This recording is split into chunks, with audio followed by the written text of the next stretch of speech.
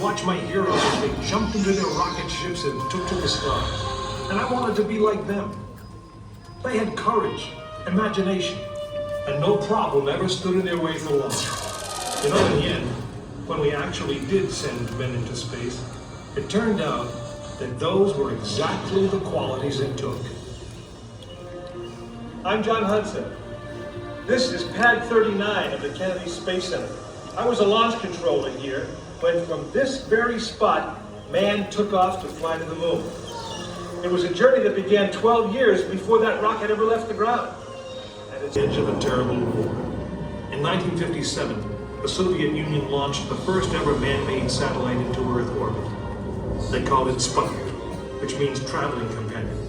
And in a world where peace hung in a delicate balance, it seemed to create a dangerous advantage. Every ham radio operator in America could hear it beeping.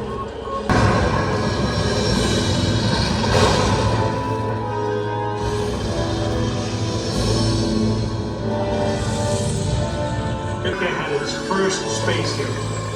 Just a few days later, our space program received a new challenge. But this one did not come from the Soviet Union. It came from our young president. In one inspiring moment, he changed the mission from one based in fear of the present to one of hope for the future. We choose to go to the moon in this decade and do the other thing, not because they are easy. We would have to design a rocket the size of a 36-story office building, put it together with the precision of a microscope, and accelerate it to the speed of a bullet. Then we would have to guide it to a moving target 250,000 miles away.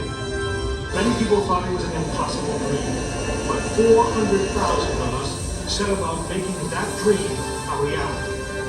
It was perfecting the skills and technologies we would need on this incredible journey. Our astronauts practiced maneuvering, docking, and the 1,000 other tasks that would comprise the moon mission. We created new alloys. One day, however, the dream of flying to the moon almost slipped away. It was January 27th, 1967. Astronauts Virgil Gus Grissom, Edward White, and Roger Chaffee were on board Apollo 1 for a plugs-out test, a full-scale dress rehearsal for the actual launch. Suddenly it happened. There was a fire in the capsule. 3 men had orbited the Earth testing some of the new designs. When everything worked perfectly, the decision was made. The next mission would travel to the moon.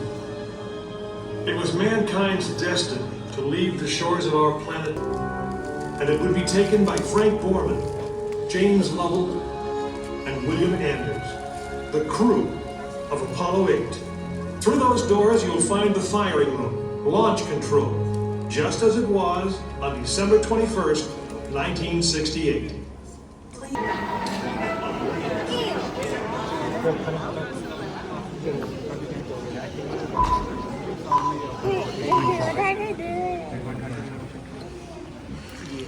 This is the firing room, launch control for the Apollo missions.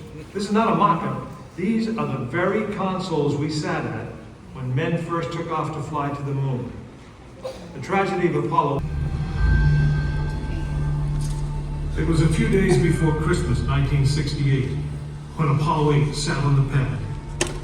She was the first of a new kind, a moon rocket. This was the Phoenix, risen from the ashes of Apollo 1. The first Apollo crew did not die in vain. This was to be their testament.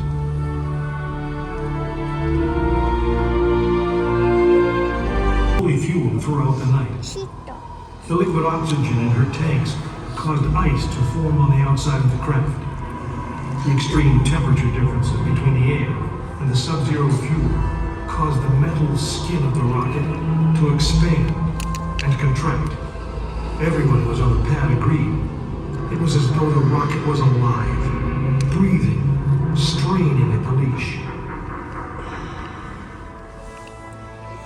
Earlier in the morning, astronauts Frank Borman, Jim Lovell, and Bill Anders have made their final preparations before taking that long ride out.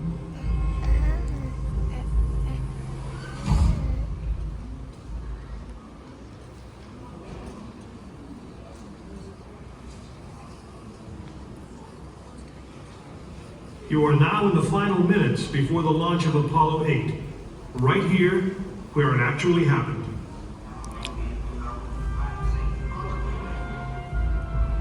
Mankind is about to leave his planet behind and journey to another. It is one of those rare moments when history is not being made, destiny is being embraced.